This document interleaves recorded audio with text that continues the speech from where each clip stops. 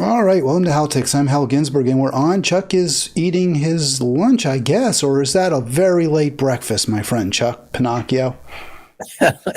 It's just a starter kit. Yeah, it's breakfast. I was up quite late, but I'm done eating. I've just got coffee here and water. Are you just working like crazy late hours on healthcare single payer with one payer states? Is that why you're getting up at this late hour?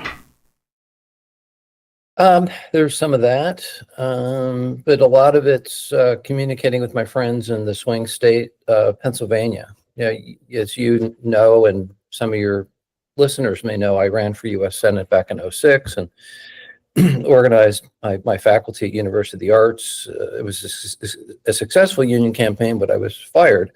So I had to sort of turn my life into a different project. And I've now landed here in DC and am focused on lobbying face-to-face on Capitol Hill. So yeah, it's communicating and actually just getting meetings set up with legislative aides for after the election. A lot of that communication.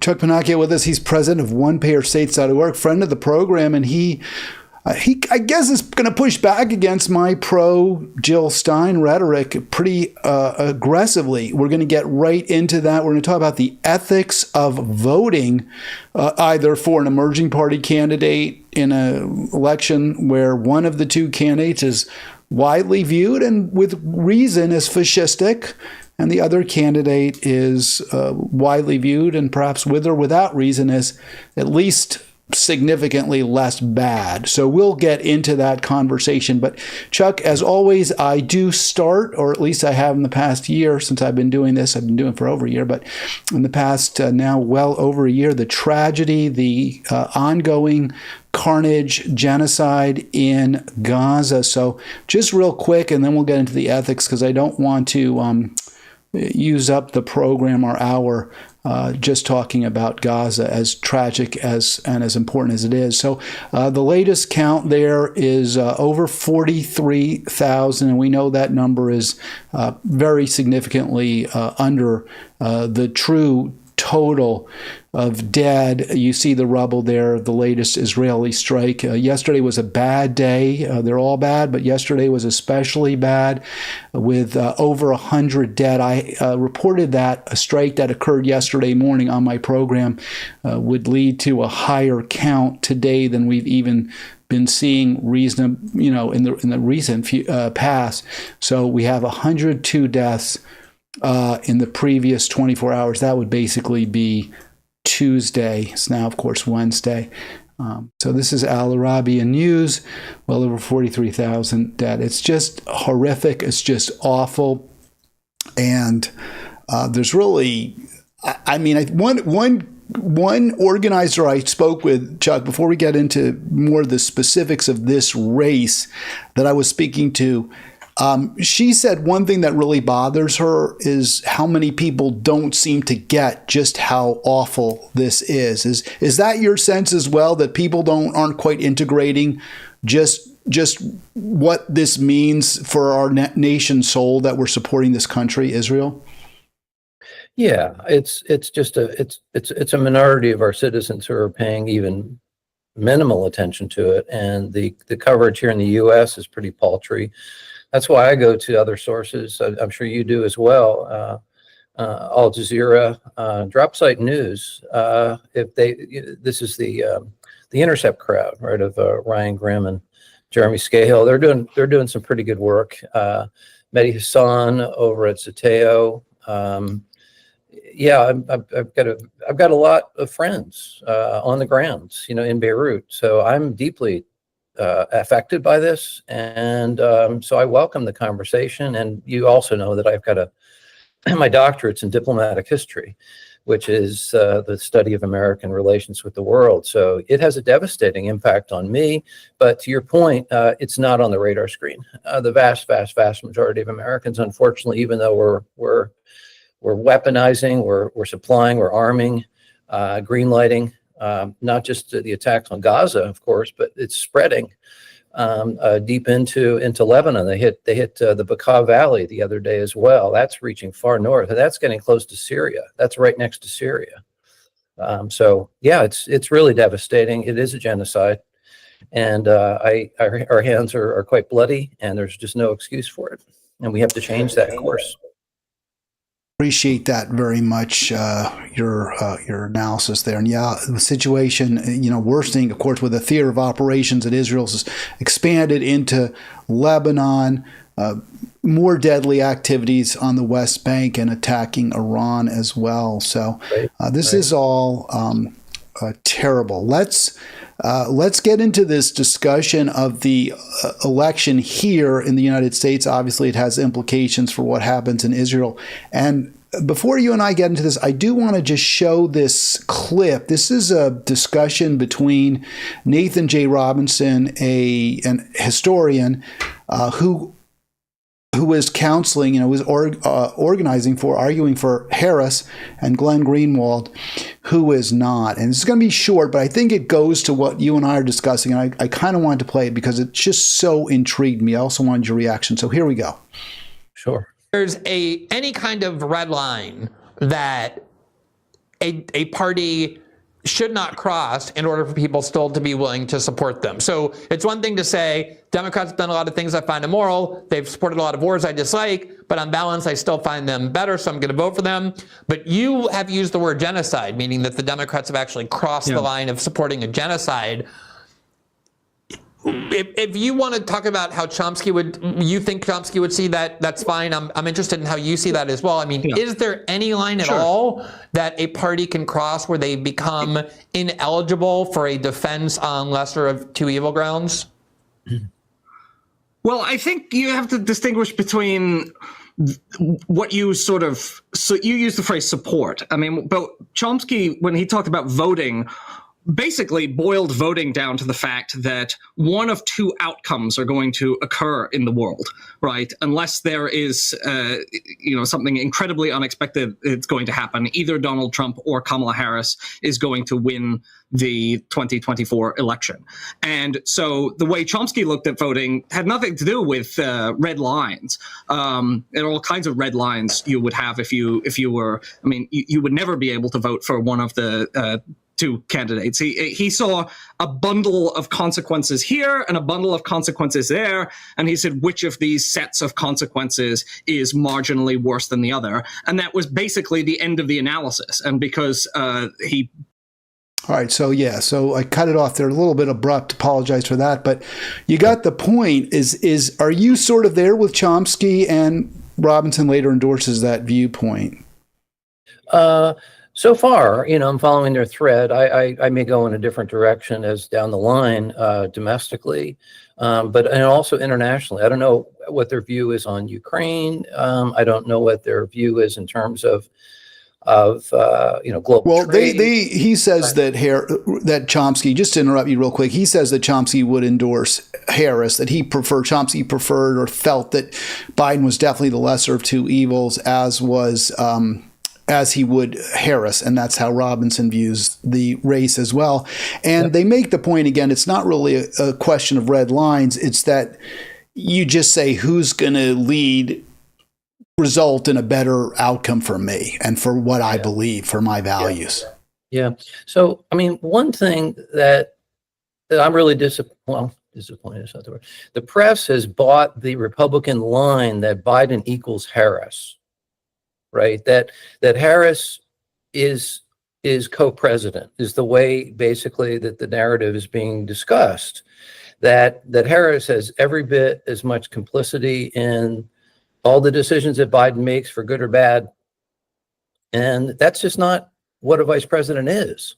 It's a lack of understanding our political system to say that the vice president is also the president, is in essence a co-president. Is she an enabler because she is vice president? Of course, she could resign in protest theoretically, right? But the fact is that she serves at the pleasure of the president. She was chosen as the vice president to nominally be his successor at some point in time. And that's happened now this year because of Biden's physical and mental frailties in full scale. And the other thing is that there's been no shift to discussing Trump's physical and mental frailties either. So there's a real contradiction in the press there. But to stay on Harris, we don't know what kind of a president she's going to be. She's running for president, but frankly, we don't really have a very good idea of what kind of a president she's going to be. We do know, however, what we can do as a movement.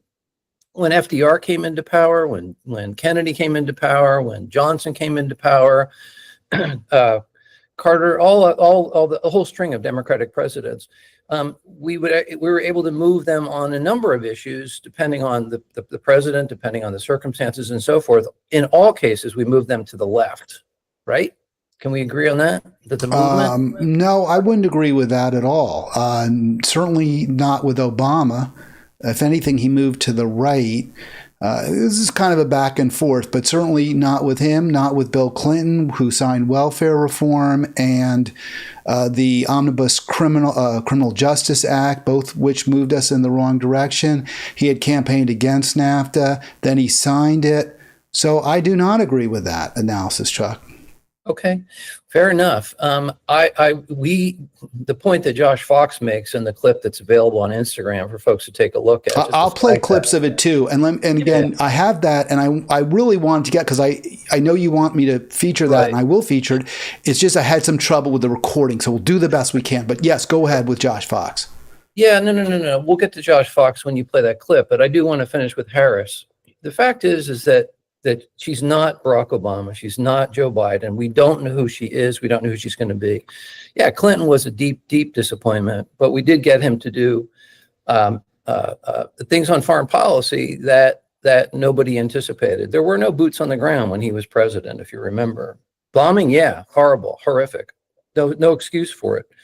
Marginal things that we can circle and say that it was because of movement politics, people in the streets, that they were, to use your term, less bad, but I would say better as a result of that. And I think our movement politics needs to get really, really, really strong, especially on all the issues, war and peace, climate, healthcare, right on down the line. That's up to us. That's up to us to make Kamala Harris a great president for our time. We need that desperately. And there's radical hope in there, but there's also strategy in there. And that's why I'm working, as you know, with the members and the leaders on the Congressional Progressive Caucus. That didn't exist, back in the day. It does now. We have a leader over there, Pramila Jayapal, who has an inside-outside perspective, organizing perspective that I'm not aware of any member of Congress having previously. And so she's somebody that we're working very closely with, and we will push a progressive agenda as far as it will go. Well, I appreciate that, Chuck, and I wish you all the luck in the world, and I will be there with you. I mean, I'll push whoever's in office. I would just say historically, I don't see that the strategy that you're embracing has been successful, at least of late.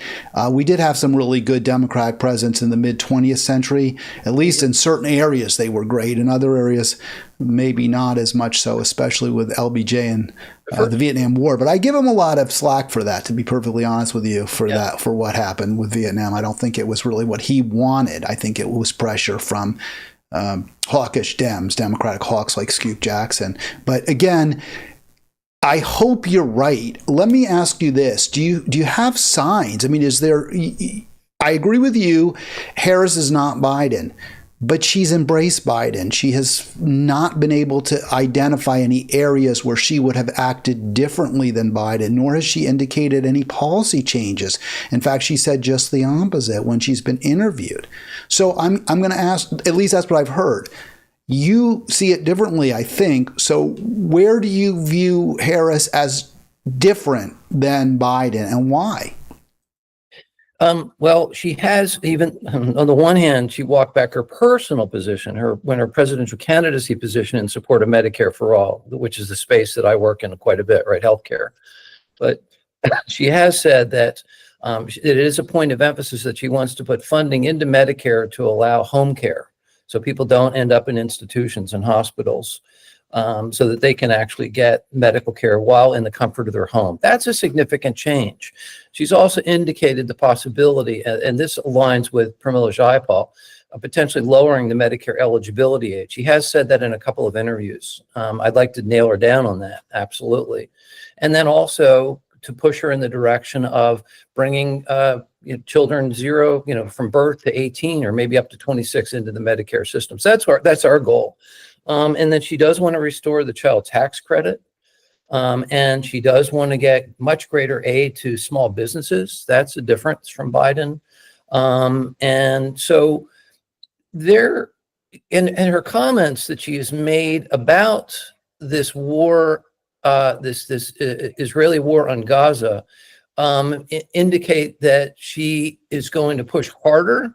That, look, we can only work with the rhetoric, right? We can only work with the language. We can't know until she becomes president, or if she becomes president, what she's going to do. But humanitarian aid, stopping the offensive weapons, ramp this thing down. I think she's got a very antagonistic relationship with Netanyahu, adversarial, I would even say.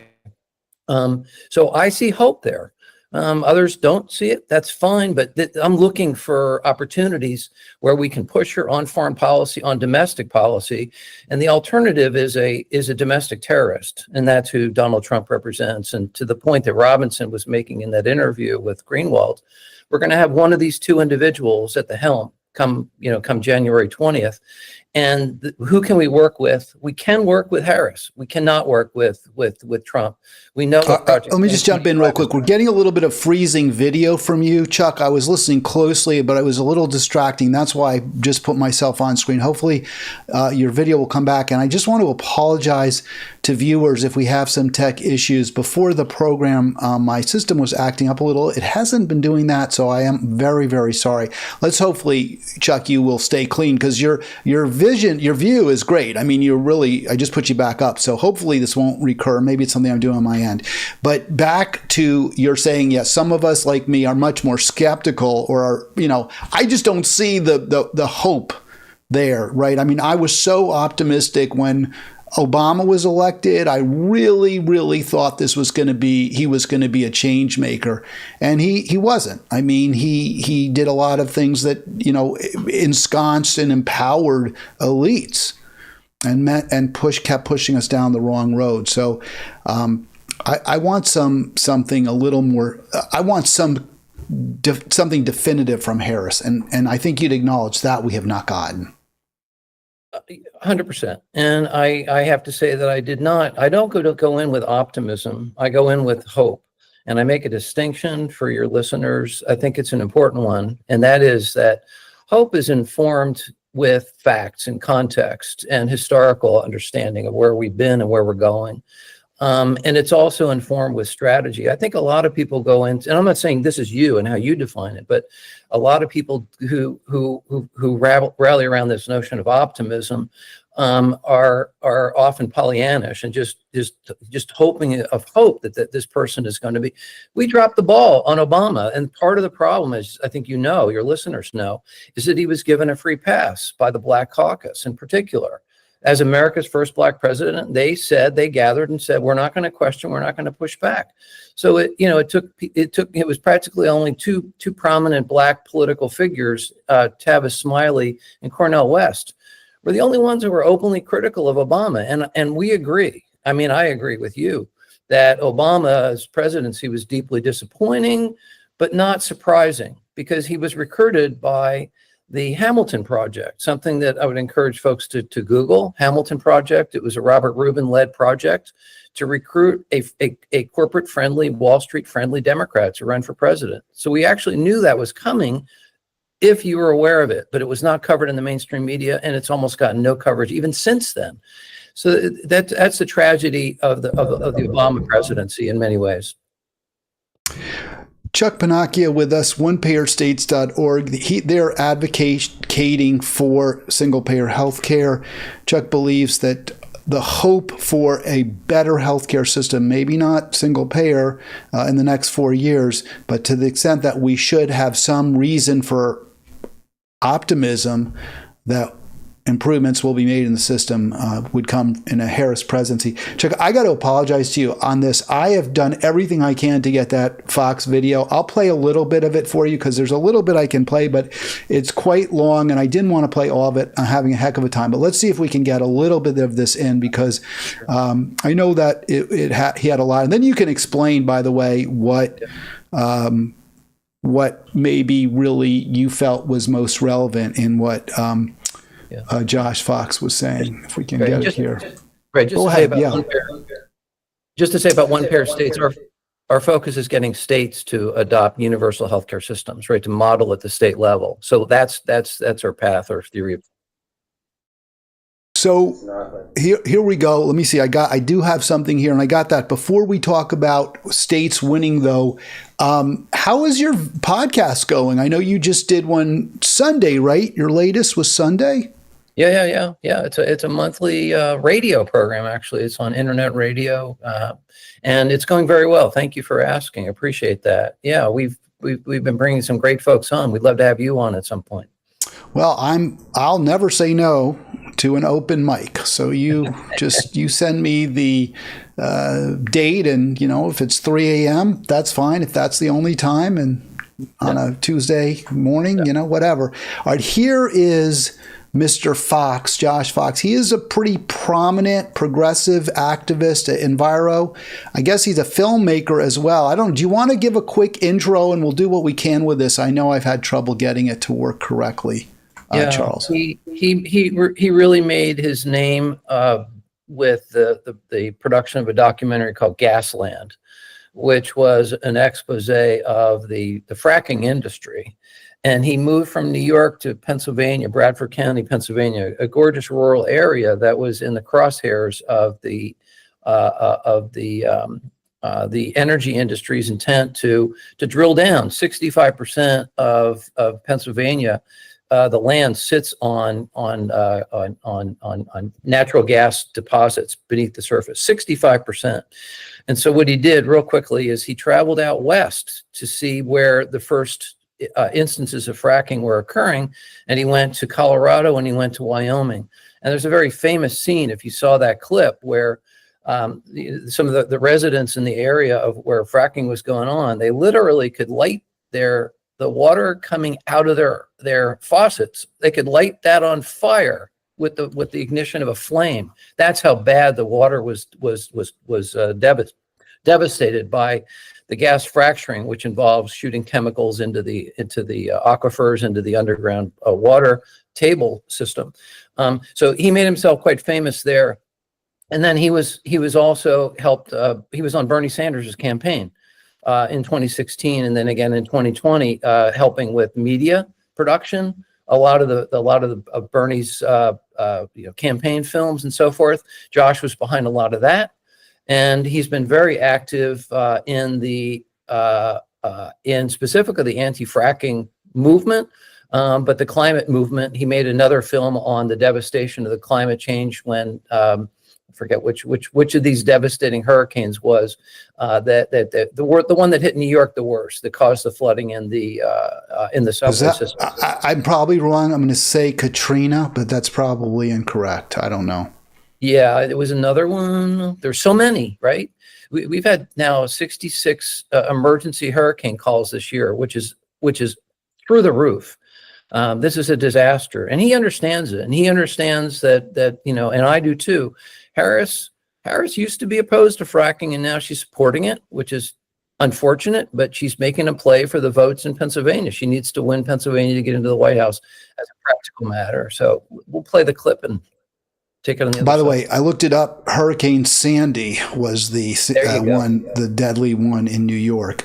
Here's Fox. Progressives can truly win in this election, and it's not by voting for Jill Stein. But first, a little history. Remember this? Whoa. Hey, this is Josh Fox coming to you from the Upper Delaware River Basin in Pennsylvania, one of the most beautiful areas in the country and the watershed for New York City, Southern New Jersey, and Philadelphia. Not long ago, this entire area was on the chopping block for fracking. Everything you see here would have been a toxic oil field. But a mighty movement rose up, and we stopped it. We banned fracking here. I made the movie Gasland, which basically taught the world about fracking. Whoa. Hundreds of millions of people watched it.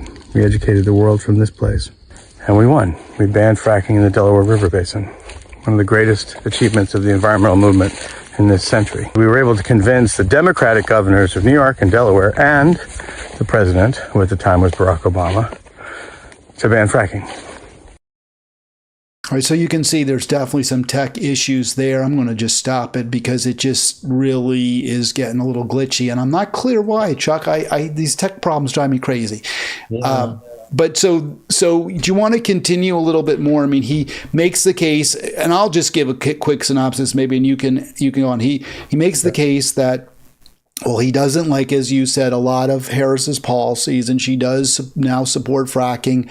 He feels, just as you have said, that she can be moved, that she can be swayed, and that his work with Democrats, even moderate centrist Dems like Andrew Cuomo, and I don't remember some of the other names he threw out there, could lead to better outcomes, such as banning the one that he was particularly proud of that he accomplished, banning the fracking there in the Delaware River Valley, is something that could happen, is more likely possible with Harris, where it's completely not possible under Trump. And he also throws in a real dig at Jill Stein, saying, at some length of talking about her investments in oil and gas. I'm going to respond to that, but I want you to add on to whatever I missed or whatever you want to highlight that I just said there, Charles. Yeah. Another point that he makes is that Jill Stein was nowhere to be found when that fight was underway, and I was part of it. It was the Delaware Water Gap, which is the water source for about 12 million folks in the New York, Philadelphia, Delaware Valley area. 12 million people would have been devastated. And so, she's not in the fight between elections. That's what he's saying. And I have to say that I don't see Jill except when she's running for president. I had her in my classroom, I told you last time we spoke. And I just never had a sense that she's a movement person, even though she attaches herself to the Green Party, and that her campaigning is almost exclusively in swing states, and she denies that she's a stalking horse or a spoiler. But the evidence, just on the face of it, would indicate otherwise. And she does have a cozy relationship with Vladimir Putin. And we found out this week that so does Elon Musk, who has a top national security clearance. So things are very, very sketchy in this world. But if it were Ralph Nader running for president as a Green, I'd be much more interested in tracking with his campaign. But Jill is just not substantive in my view. That's my take. That both from a personal perspective as well as my own research. Go ahead. So, just some quick responses. I think what she would say with regard to Putin is she was at one dinner with him and that was it. There's not some cozy relationship. She's never even had a conversation with him as far as I'm concerned. Now, I may have missed something, but that's my understanding. The so-called meeting was at a dinner 8 years ago when she was in Russia. So that might be her response. And, I would just throw in there, hey, that's one of the areas where I actually think Trump is better than, and I'll use the word better than Harris. He at least wants peace with Russia. Maybe these relationships with dictators aren't exactly perfect, not exactly what we want. You do have to hold people accountable. Maybe he won't hold dictators as accountable as he should, but better than what we're seeing right now, which is the entire nation of Ukraine being utterly laid waste to. So I don't see that as a negative for her. And then with regard to the other fights, I think she would say she's involved in organizing the Green Party all the time, and she's trying to build it. I know she didn't plan to run for president. She had been backing Dr. West and had been pushing Dr. West and wanted him to be the Green Party nominee, but he for whatever reason decided not to do that. So I don't know how fair those criticisms are, but ultimately I vote based on policy. I do think we should vote for candidates who can win whenever possible. But if both candidates, I do have red lines, and my red line is not, is where Glenn Greenwald's is. I'm not going to support somebody who is all in for wiping a group of people off the face of the planet. And that seems to be both candidates actually at this moment. But Harris has enable that. But I just want to show this real quick, Chuck, and then you get all the response you want. This is from Move On, which is, tied to the Democrats, pushing Democratic narrative. And this is with respect to her alleged investments in oil and gas, which Fox also really promotes heavily as a reason not to vote for Stein. So I went through this, and I just wanted to just show you, because this is recent from Move On. They're really going after Jill Stein here. And they say she has up almost $1 million in fossil fuels. And then they identify a couple of places where she's supposedly invested in fossil fuels. Vanguard Total International Stock Fund, and then other index funds, which I highlighted. Now, those funds invest in every single stock. They have the entire basket. It's very disingenuous to say she invests in oil and gas when her family just got into, every single stock there is. That's very different. That means she has lots of solar power. She has lots of wind energy. If your argument is, well, because she has some, stock in oil and gas, she's going to be pro-fracking, the way Congress, they all own stock in Raytheon and Lockheed Martin, and they buy those stocks knowing in advance they're going to be green lighting sales of the weapons.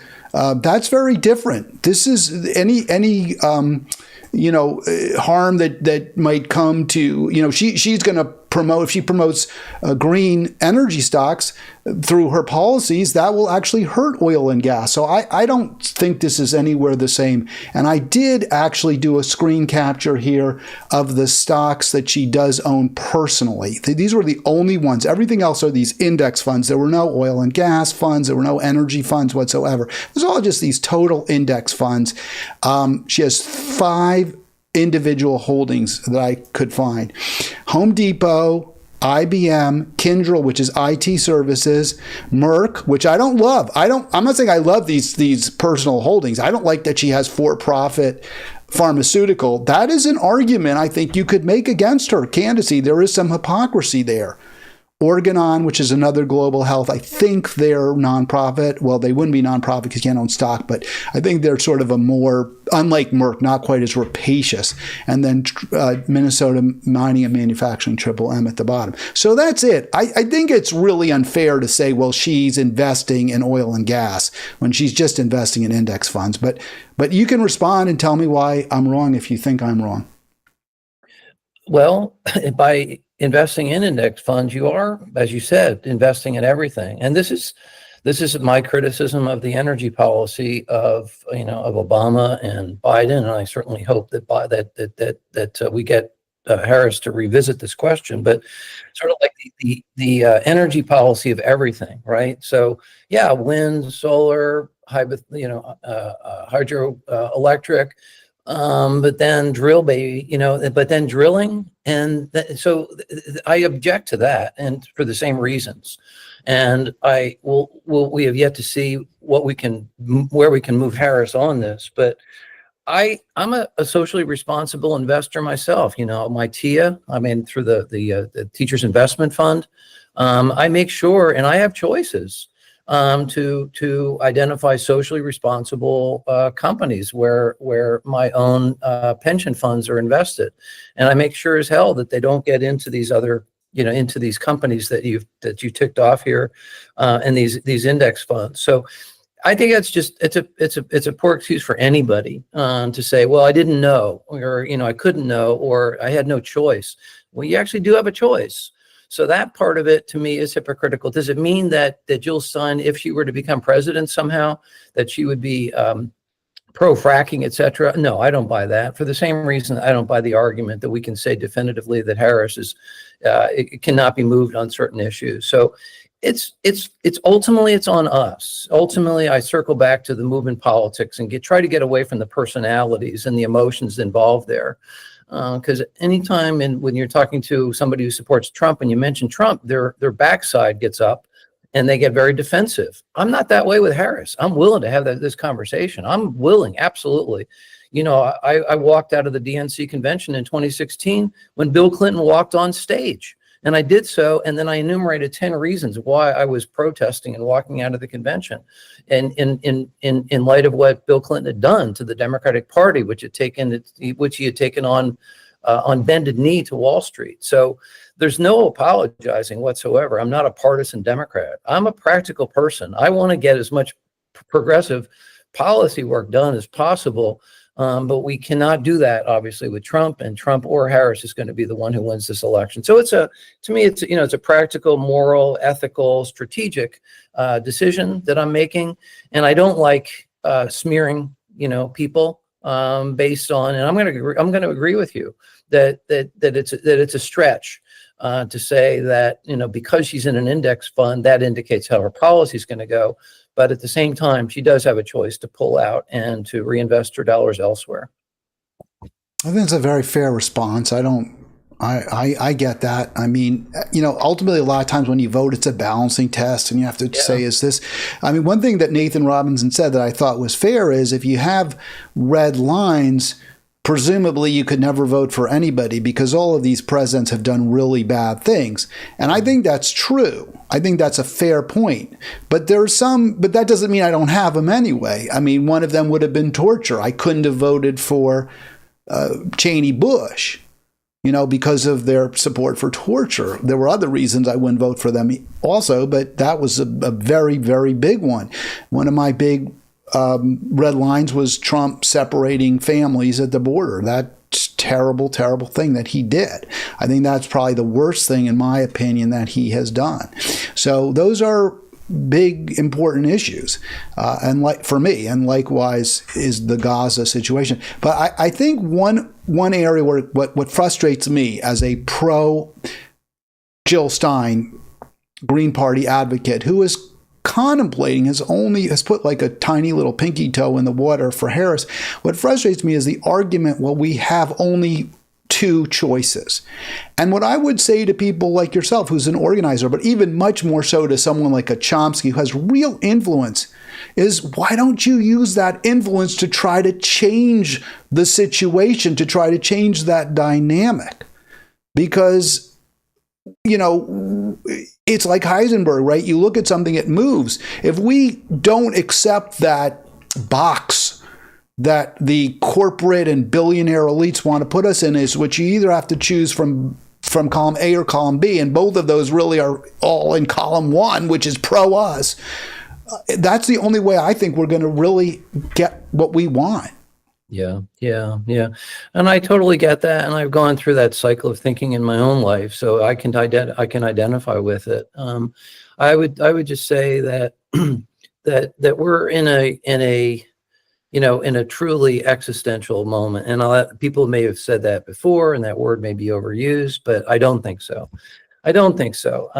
The climate emergency is accelerating with such a rapid pace that it's coming at us faster even than some of the more devastating predictions of some climate scientists. It's coming at us so fast right now.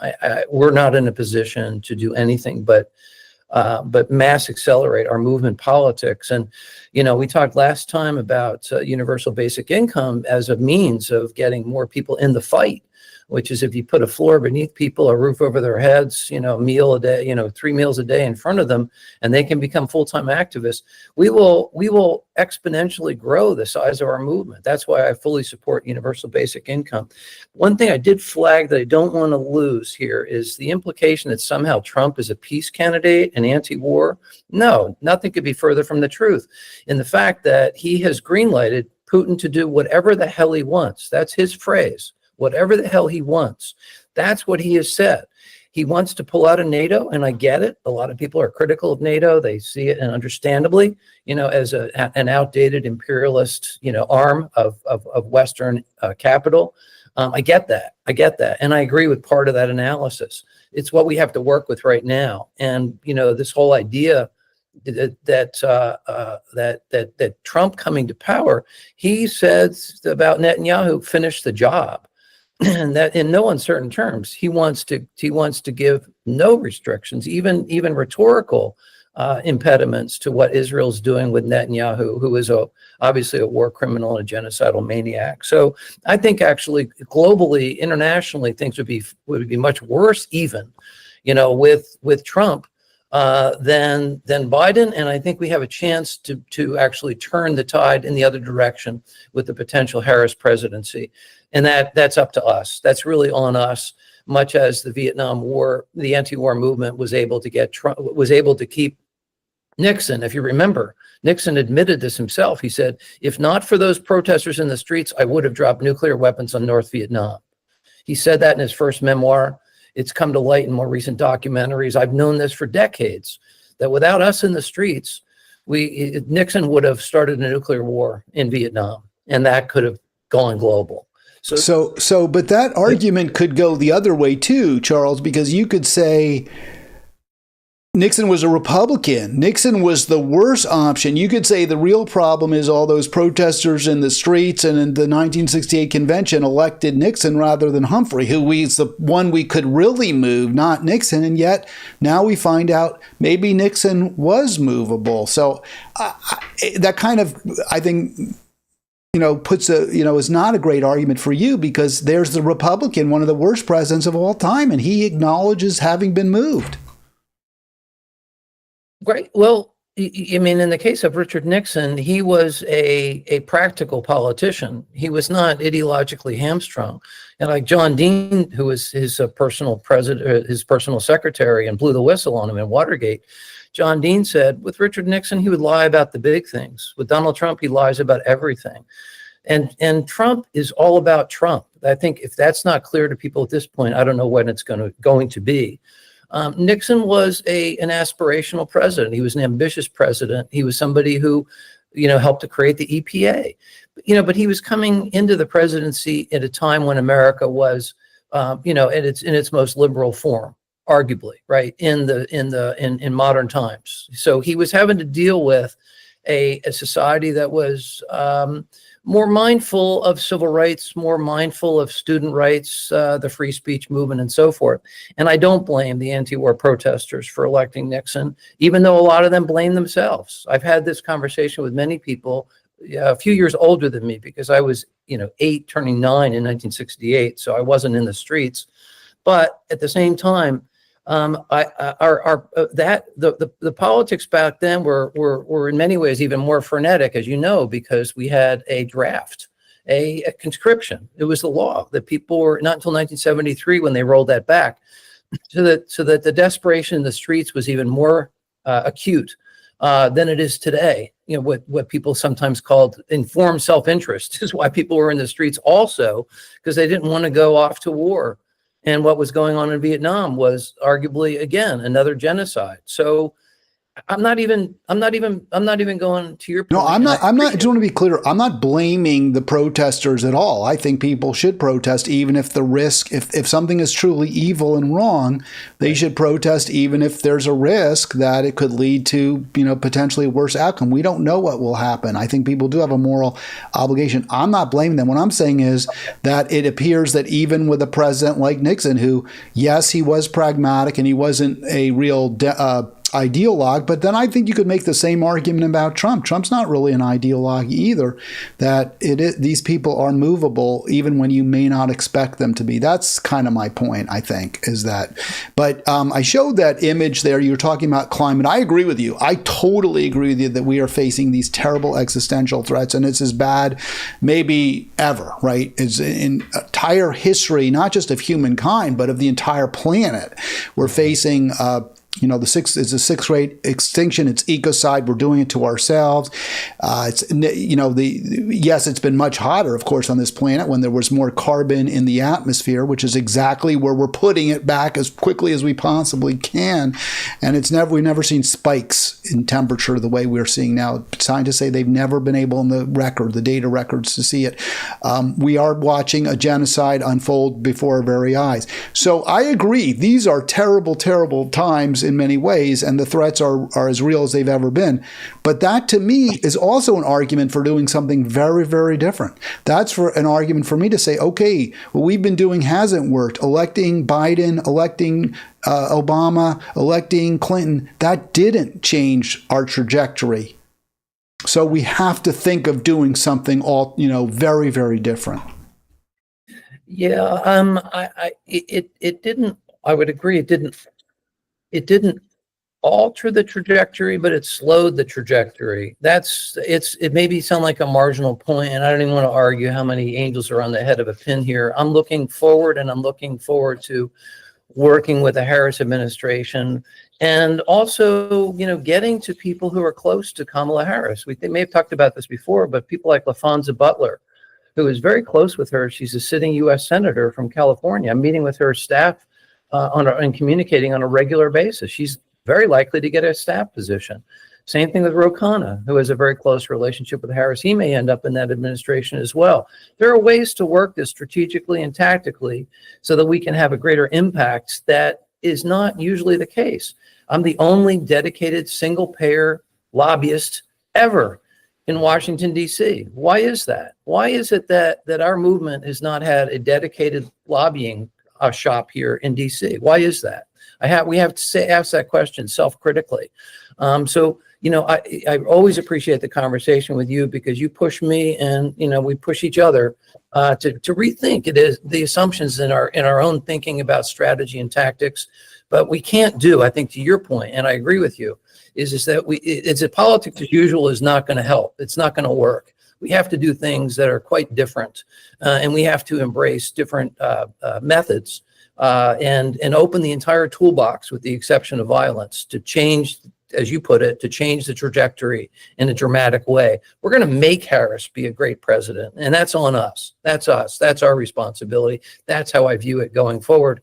And that's why I encourage people to, even if it means holding your nose and, not feeling good about it in the moment, come back to me, and let's have that conversation even after she's elected, and come to me, and let's talk about exactly how we can do what we need to do to affect the change, which is the justice for all agenda, not just locally, state, regional, or national, but globally.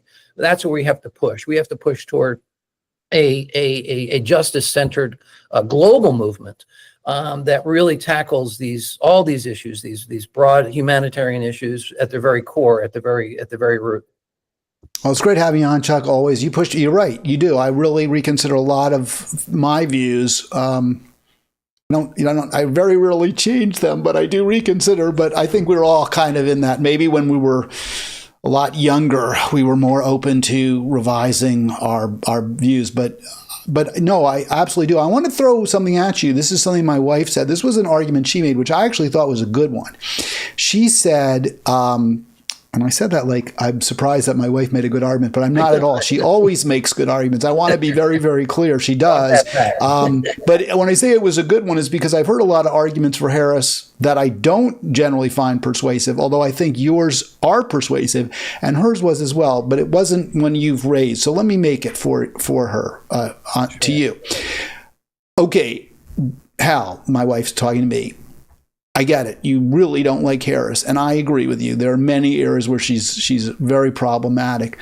But if she's elected, she won't be able to do very much harm. It's going to be almost certainly a Republican Congress, so they're going to stymie her worst impulses just because they're not going to want to give her any wins. Just like Obama couldn't cut Social Security when he was, when he had to work with the Republican Congress. He wanted to cut it, but they wouldn't let him because they didn't want to give him a, quote, win.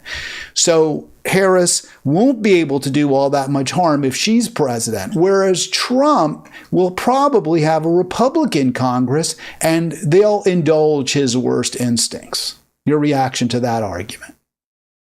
Yeah, I get the premise of it. Absolutely. If we get an all Republican Congress, we're in deep shit. This is a replay, in my view, of Weimar going into National Socialism. And people talk about, well, we'll get him the next election. I don't think so. He's got a Supreme Court eating out of his hands. He's got a hand-picked Supreme Court balanced in his favor. 3 people who owe them their jobs, and these are people who are part of the legal team that illegally, that unconstitutionally got W into office in 2000. That's where the downward spiral began, really. I mean, in the worst way. So it's a regression over the last 24, 25 years. But as far as the Congress being Republican, no, I actually think the Democrats are going to take the House, and I'm tracking on these numbers. And for those folks who don't know, I've been going up to Pennsylvania every weekend knocking doors. Pennsylvania is ground zero, and that's my home state. And I've been knocking doors in Bucks County, Montgomery County, and Philadelphia. And there's a groundswell. And the reason why I think that the Democrats actually have an outside chance of even taking the Senate, why? There are 9 seats on the line. And the problem with the Republicans and the problem with Trump, once again, is that he so distrusts the established Republican Party that he's outsourced get out the vote. He's outsourced GOTV. He's outsourced it to individuals and groups like Charlie Kirk over at Turning Points USA, who is not an organizer. And yet he's thrown all sorts of resources at him, as has Elon Musk. So they've got neophytes out in the field trying to direct get out the vote. So I think they lose 1 or 2 points just on get out the vote, just on that. And that's the difference in numerous races, House, Senate, and presidential. So I think it really comes down to getting out the vote and also getting folks who are inclined to vote third party to reconsider that, given the circumstances and given the context, given the danger of fascism that's coming at us. And I don't think anybody at this point thinking out loud is even questioning that, including Robert Paxton, the leading fascist historian, who finally came around and said, yep, there's no question about it, Trump is a fascist. And he's somebody who held back for the longest time.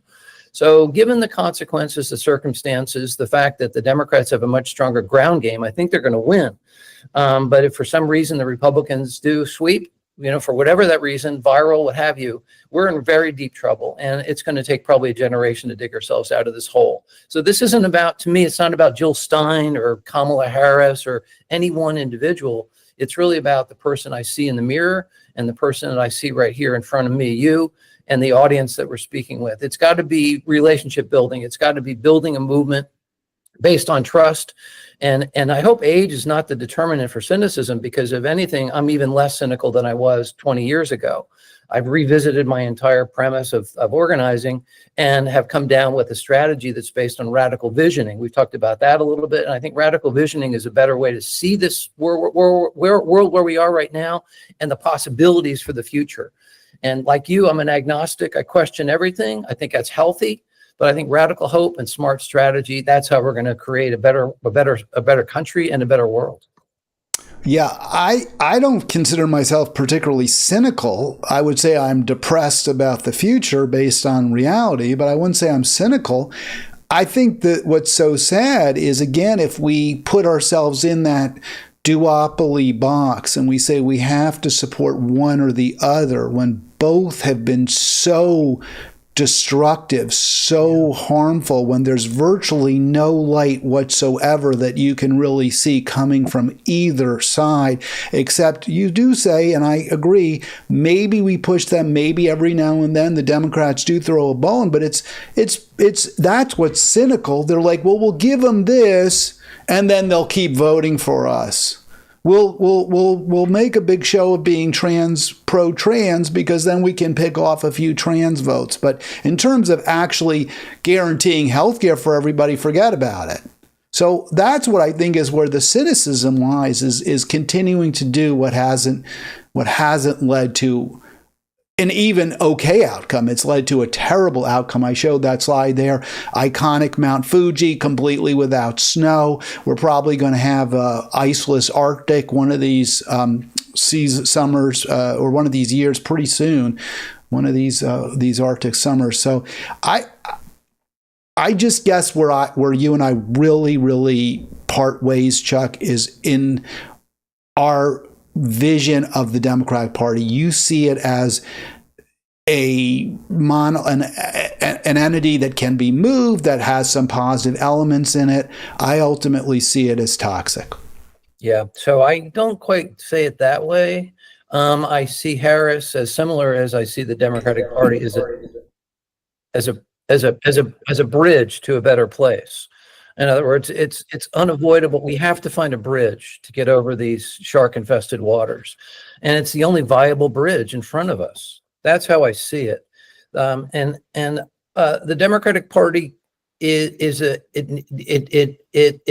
can be altered somewhat, but I agree with you. I think ultimately we need to get to a third party movement, and we need to change our political system. And I agree with the premise of your point about the duopoly. But that's why I'm working with the Congressional Progressive Caucus, which is 25% of Congress. Some of them are pretenders, of course, but Pramila Jayapal's not, and she's the leader of that institution. She's a ground level organizer, the consummate inside-outside player who really gets it, does see the strategies, does see the vision. And those are the sort of people I want to work with, and those are the sort of people I think that are going to lead us into a better place. And reforming our politics is a big part of it. I agree with you, but the trajectory of the Green Party, it's not been growing, it's been shrinking over the last decade.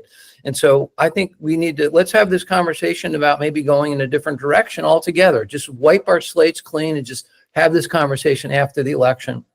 What's the best way? We will certainly have it after the election for sure, Chuck. And I'm glad you brought up your organizing on the ground there in PA, because I wanted to get a report. What your sense is. The polling is so very tight. Right. That has tended in the past to favor Trump. In other words, dead even polls suggest Trump may ultimately have an advantage because he's outperformed polls. That effect was really not seen in 22. Of course, he wasn't on the ballot. You're feeling cautiously optimistic from your perspective. Is that right about the Keystone State? Oh, yeah. And the other swing states as well. And that is, so in the case of 2016, it was a rebellious election. Most people, in my view, who voted for Trump were voting against Hillary. Most folks who were voting for Hillary were voting against Trump. Right? It was a very negative election. The 2020 election was one recognizing the absolute existential danger of another Trump presidency. So I think it was more an anti-Trump vote than it was a pro-Biden vote. But then we should credit Biden, and I don't know that you are, in the first 2 years when he did have a unified government, and he got the Inflation Reduction Act through, which probably saved our economy. And he did get chunks of the Build Back Better, which created a lot of important infrastructure projects in this country that are ongoing to this day.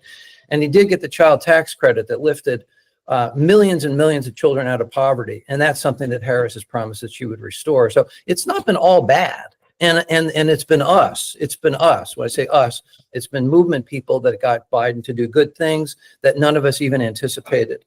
So I think the way forward really is to emphasize, and learn from what we've done that's been effective, and walk away from that stuff that is just tired, that is old politics, polite politics. That just doesn't work.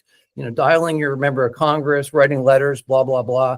That is not going to move the dial. We have to do more direct action, and we have to really talk about and think about how we can get these members scared into doing the right thing. Because I don't trust them. I don't trust them, as I think you don't either. And then we have no reason to. I trust them to do consistently the wrong thing unless their job is at risk. And even then, a lot of times they will still do the wrong thing because they're going to get a huge golden parachute that's worth many millions of dollars to them when they leave office, as we saw both Dick Gephardt and Howard Dean enjoy after they left Congress. I don't trust them. I did want to bring up one other story. Well, you brought it up, and I just wanted you to touch on it because you had shared this with me. So we're at the hour, but I always love talking to you, Chuck. I always learn. So I just have the cover from this article from RNS, Religious News Service, I believe is what that stands for. Tell us about the concern of charismatic theology in the event of a Trump second term. Yeah, so this is referencing this, was it Apostolic Reformation Christian theology? And I did not know this, and I just stumbled upon it. It was an article that was written in Religious News. I think it's religiousnews.com, but it did not get into the mainstream. And it's interesting that these extreme radicalists, I mean, these are medieval Christians. These are people who are absolutely out of the box, anti-women, racist, the patriarchy, right down the line. they were integral to the January 6th attack on the Capitol. I did not know this. And it was not something that was flagged by the January 6th committee. And for the life of me, I don't understand why it was not and why it still hasn't gotten much attention. So this is the kind of thing where I don't, I'm always digging as you are, looking for information that we're simply not going to find or see in the mainstream media. That's why you and I follow Al Jazeera and Drop Site News and other sources, individuals, Tom Hartman. But this is a real threat to our Constitution, to the separation of church and state, to the weaponization and nationalization of an abortion ban. These are folks who are pushing those elements of the Project 2025, right? The Heritage Foundation's 2025, where they want to create a national registry for women who are identified as pregnant or potentially pregnant, and to keep them from crossing state lines. To adopt reinvigorate the Comstock Act of 1873, which bans the transport of anything related to reproductive care, abortion pills, what have you. I mean, this is an extreme right-wing Christian theology movement that is so abjectly anti-human that it's like a dagger to the neck. And certainly, let me just jump in, really anti-democratic with a small d, because they're basically taking away what we consider to be critical rights as a human being. But I was thinking of something you were saying as you were discussing this. Obviously, most Americans aren't going to agree with these views, right? They're not popular, and this is one of the reasons that Harris, I think, is doing as well as she is, because there's been in the polls, not saying she's doing great, but she's tied or maybe ahead, maybe behind by a tiny point. We don't really know, but she's not a great candidate either. She's not articulate. She doesn't express her views very well. She's not persuasive. She doesn't have a good record. None of that. And yet she's tied in the polls with a former president who has a lot of strong supporters. So what I'm saying, I guess, is this: how come on the right, real, pretty hard right extremists, not even say hard right, extremists have a lot of influence, a lot of sway. They get to move the dial a little bit. And none of that happens on the left. In fact, our farthest left people, maybe Bernie and AOC, they're constantly saying, you got to be patient, just like what you're saying. We've got to accept half a loaf. That's not what these people say, and they seem to get a lot further than we do. So I'm not settling for half a loaf. I'm not being patient. I just mean with the candidate. Yeah. No, I'm not even patient with Harris. I mean, you mean how she's running her presidential campaign? Or well, just that we're saying you got to vote for her, even though we don't like what she says, and even though her policies haven't been good for us, you got to vote for her. But I don't think that's what these apostolic people do. I think they go in there and they move their candidates, and just like we said, Trump gives lip service to them, whereas Harris wouldn't even let the Palestinian Democrats speak at the Democratic National Convention. Yeah, that was appalling. And the story just came out also about one of the three protesters was concussed, was beaten over the head on the first night of the convention. It was covered up. Only Drop Site News revealed that story this week. Did you see that? No, but I'm not surprised. But maybe I didn't frame my question well or phrase it well, but I think you get my point. My point is, it seems to me that within the Republican Party, the hard right has a lot more influence over day-to-day action, over rhetoric, and over policy than the hard left has over the Democratic Party. Well, there really is no established or firmly rooted hard left in the United States. There really isn't. And I mean, I even quibble with people who identify themselves as left. But that's just sort of a nuanced discussion I don't want to go into. But I will say this, that when I cast my ballot, which is an absentee ballot, I voted in Pennsylvania. That's where my voting seat is. Sharpsburg, Pittsburgh, Pennsylvania. I voted for myself, and I voted for our movement. That's who I voted for. It just so happens that Harris is the is that bridge. That's how I see her. I don't. It's not, to me, it's not personal, it's practical. How can we get from where we are right now to a much, much, much better place?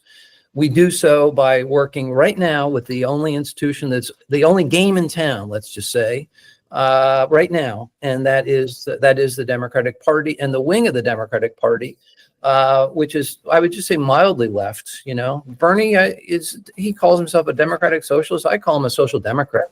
In global terms, in European terms, these people would be really close to the center, right? They would actually be very close to the center. And so I'm a pragmatist. I'm going to work with the people who we can get the furthest with. And we're not always going to win everything that we want, but we have to stay in the battle and not give up. So it's a day-to-day process. It's a lifelong project, you know, that I've been doing now for 53 years. And I've gone through my peaks and valleys for sure. But right now, I'm going with radical hope and a belief that we can really turn the tide if we get Harris in there as president. That's my belief. It's great to have you on, Chuck. Really is. We're past the hour. I've got a final question. It's a little bit of a softball for you. So you said Sharpsburg, Pittsburgh. Now I always thought Sharpsburg was in Maryland. There's a Pennsylvania Sharpsburg too? Because now you're blowing my mind here. Yeah. It's one of the river towns on the Allegheny River. Yeah, Sharpsburg. It's a very cool place. They've got two really awesome brew pubs.